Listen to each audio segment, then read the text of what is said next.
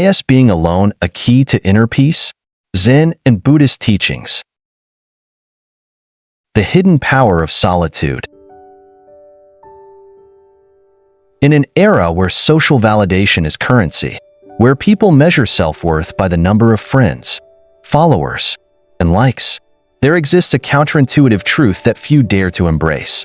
A man with no friends or a very small circle is often the most secure. This is not a rejection of human connection, but rather a redefinition of it. Zen and Buddhist philosophy have long taught that true peace and strength come not from external relationships, but from deep internal understanding. The modern world constantly bombards us with the idea that more is better. More friends, more networking, more interactions. Yet, those who have walked the path of solitude often discover a profound and liberating wisdom. Less is more. This is the story of a man who chose solitude, not out of bitterness or isolation, but out of a deep understanding of himself and the world around him. Chapter 1.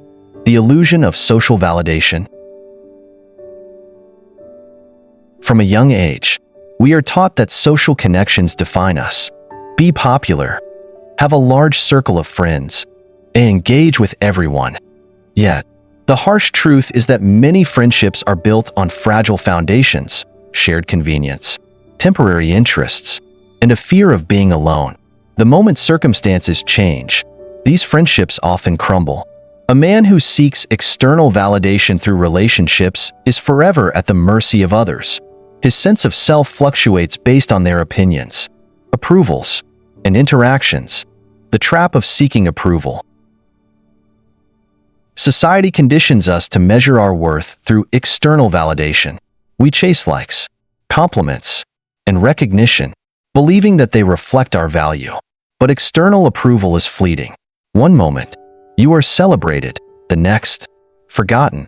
Living by the judgments of others is like building a house on shifting sand, unstable, uncertain, and bound to collapse.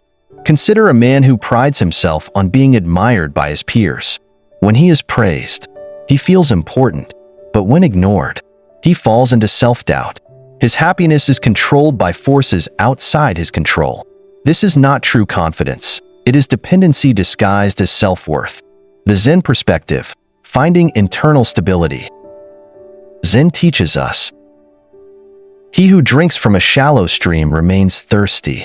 Seek instead the deep well that sustains itself. This wisdom reminds us that true fulfillment comes from within.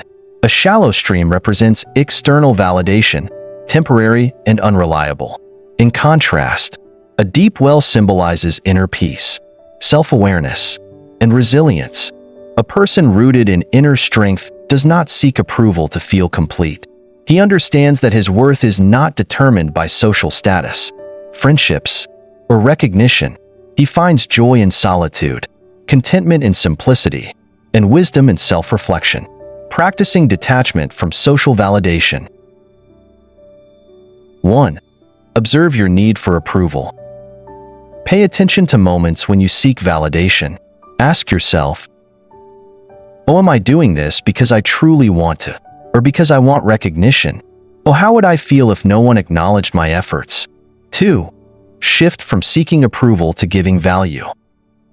Instead of chasing admiration, focus on contributing meaningfully. A Zen monk does not seek applause for his wisdom. He shares because it is his way of being. When you detach from the need to impress, your actions become more authentic. 3. Cultivate inner silence. Spend time alone without distractions. Meditate, reflect, and detach from social noise. When you no longer crave validation, you discover the quiet strength within you. 4.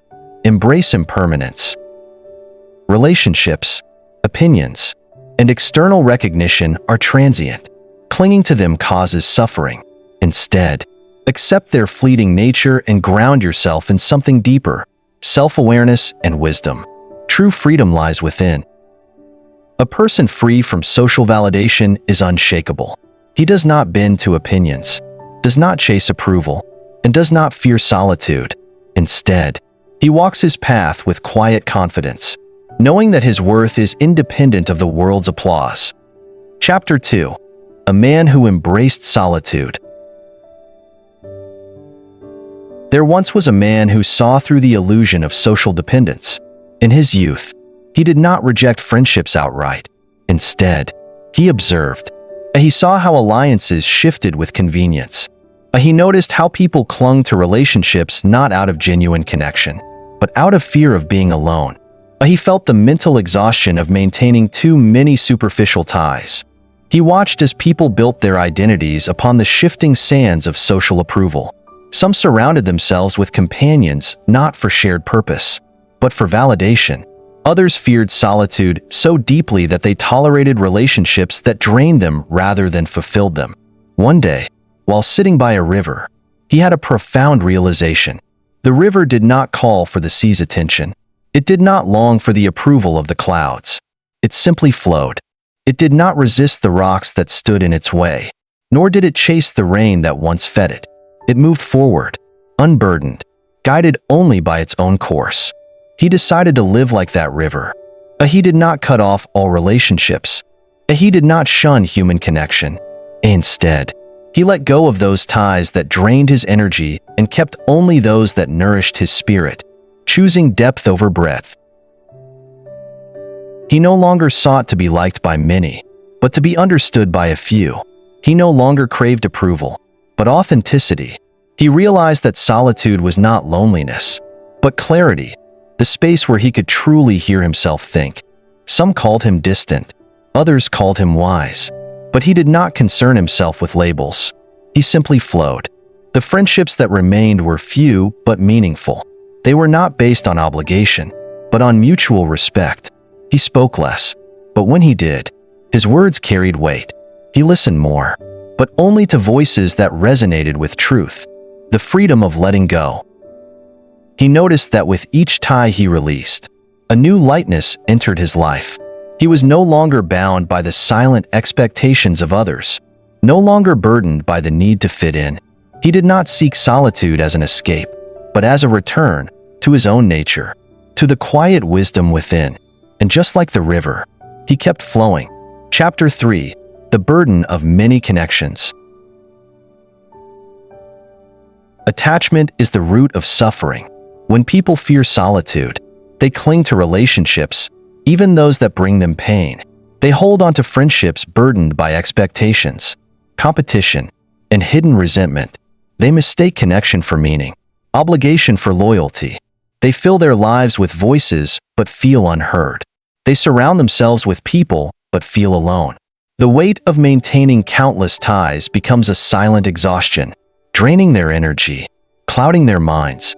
A Zen monk was once asked about friendship. His reply was simple: do not keep too many keys. A key should fit only one lock. If you carry 100 keys, you will forget which one opens the door to peace.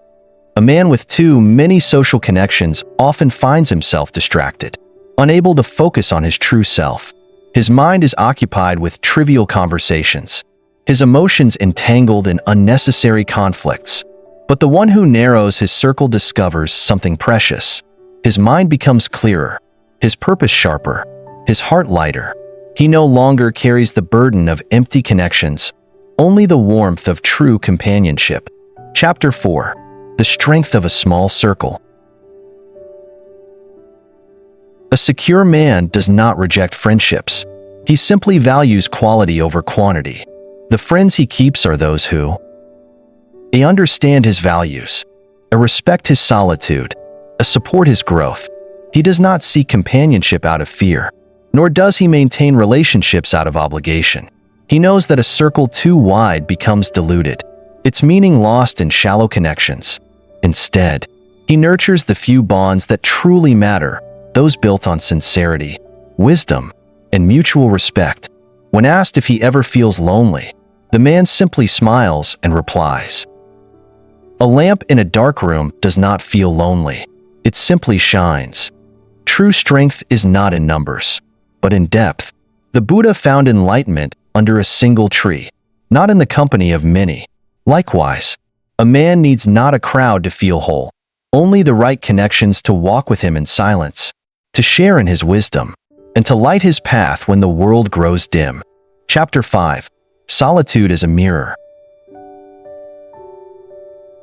There is a difference between loneliness and solitude. A loneliness is an emptiness that craves external filling. A solitude is a fullness that comes from within. A man who embraces solitude sees himself without distractions. He cannot blame others for his flaws. He cannot use others to escape his thoughts. He must face himself. Silence becomes his teacher. In the absence of external noise, he begins to hear the whispers of his own mind, some comforting, some unsettling. He sees the fears he once ignored, the desires that pull him, and the truths he has long avoided. Zen speaks of the mirror within. When a man sits alone, his reflection is undistorted. He sees not just who he is, but who he has been and who he might become. Solitude reveals the stories he tells himself, the illusions he clings to, and the attachments that bind him. Many fear solitude because they fear what they might find in that reflection. They distract themselves with constant interaction, avoiding the quiet space where self-awareness grows. But the secure man welcomes solitude, knowing that only by understanding himself can he find true peace. To sit alone is not to be abandoned. It is to return home to oneself. Chapter 6. The Strength of Detachment. True security comes from detachment. Detachment is not coldness. It is not indifference.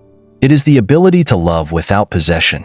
A man who clings to relationships suffocates them, or a man who loves freely allows them to flourish. To be detached does not mean to withdraw from life, but to engage with it fully, without grasping, without controlling, without fearing loss.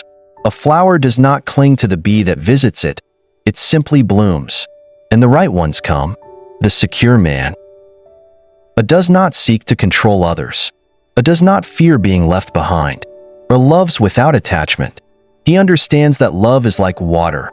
It cannot be held too tightly, or it will slip through his fingers. He gives freely without expecting return. He cherishes what comes, accepts what goes, and remains unshaken. To love without attachment is to love purely, without fear, without demand. It is not the absence of care, but the presence of wisdom. Chapter 7. The Power of Silence. In Zen, silence is not emptiness. It is clarity. When a man embraces silence, he hears his true thoughts, finds wisdom in simplicity, gains strength from within. Silence is not the absence of sound, but the presence of awareness. In the stillness, distractions fall away, and the mind becomes like a calm lake, reflecting reality as it is, not as one wishes it to be. Most people fear silence because it strips away the noise that shields them from themselves. But the wise man welcomes it. He understands that within the quiet lies understanding. Within stillness lies power. The secure man's solitude is his sanctuary. It is not loneliness, but space. Space to observe without reacting, to think without interruption, to simply be. When words lose their necessity, truth emerges. In silence, a man does not lose himself, he finds himself. Chapter 8. The Freedom of Walking Alone. Perhaps the most liberating part of solitude is freedom. A man who does not rely on others for happiness is untethered.